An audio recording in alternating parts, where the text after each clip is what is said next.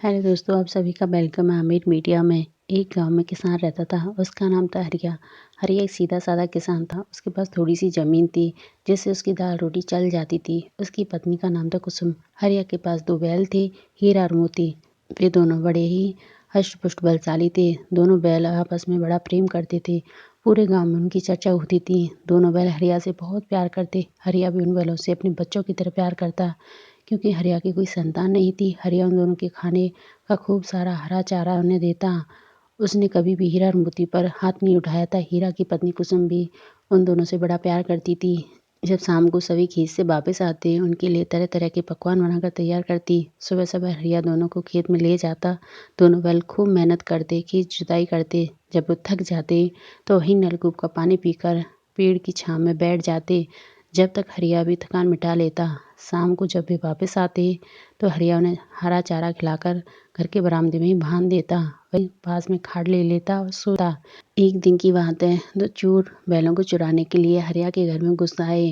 उन्होंने हरिया की बेहोशी की दवा सुंघा दी, जिससे वो बेहोश हो गया। दोनों चोर हीरा और मोती को अपने साथ ले गए। सुबह जब हरिया ने देखा कि बैल नहीं है, तो वो दोनों पति पत्नी उन्हें ढूंढने लगे, पर वो कहीं नजर नहीं आए। पर ढूंढने का कोई फायदा नहीं हुआ।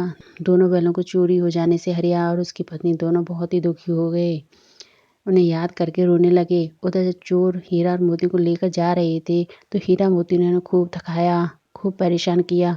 पर जैसे तैसे वो अपने गांव पहुंच गए। चोर उनके सामने रूखा सूखा चारा डाल दिया करते। हीरा और मोती अपने पुराने मालिक को हीरा की बहुत याद आती। आखिरकार आए क्यों ना, हरिया दोनों इतना प्यार करता था। दोनों बैल हरिया से बिछड़ने के कारण बहुत दुखी थे। उनमें से एक चोर की छोटी लड़की थी, जिसे उन दोनों पर बहुत दया आती और बैलों को रोटियां खिलाया करती चुपके से। एक दिन उन चोरों ने अपने गांव के एक धनी किसान को बुलाकर उन बैलों को बेच दिया। हीरा और मोती उस किसान के गुलाम हो गए थे। वह किसान बड़ा निर्दयी स्वभाव का था।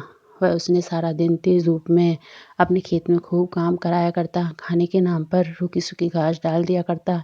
ये देखकर दोनों बैलों को बड़ा गुस्सा आया। अब उन्होंने किसान के चंगुल से भागने की योजना बनाई और अपनी रस्सियां घिसना शुरू कर दिया। और वो रात में किसान के घर से भाग गए और सीधा रात पर भागते हुए अपने पुराने मालिक हरिया के पास आ गए। हरिया ने जब देखा कि दोनों बैल हीरा और मोती मेरे सामने खड़े हैं, वो खूब प्यार किया। उधर जब किसान को पता चला कि हीरा और मोती भाग गए हैं, उसे संदेह हुआ कि वो अपने पुराने मालिक हरिया के पास गए होंगे और किसान उनका पीछा करते हुए वहीं पहुंच गया। उसे देखकर हीरा और मोती को बड़ा क्रोध आया। दोनों के दोनों उसे अपने सींग से पटकने के लिए उसे पीछे दौड़ पड़े। वह किसान सिर पांव रखकर भागा और अब सरपंच के पास गया। सरपंच ने हरिया और दूसरे किसान को बुलाया। हरिया ने सारी बात बता दी। चोर उसके हीरा और मोती को चुरा ले गए थे।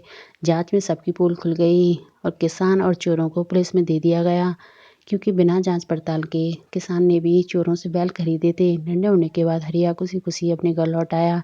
इससे हमें ये शिक्षा मिलती है कि हमें सदा अच्छे कर्म करने चाहिए। अच्छे कर्मों का नतीजा अच्छा होता है और बुरे कर्मों का नतीजा बुरा होता है।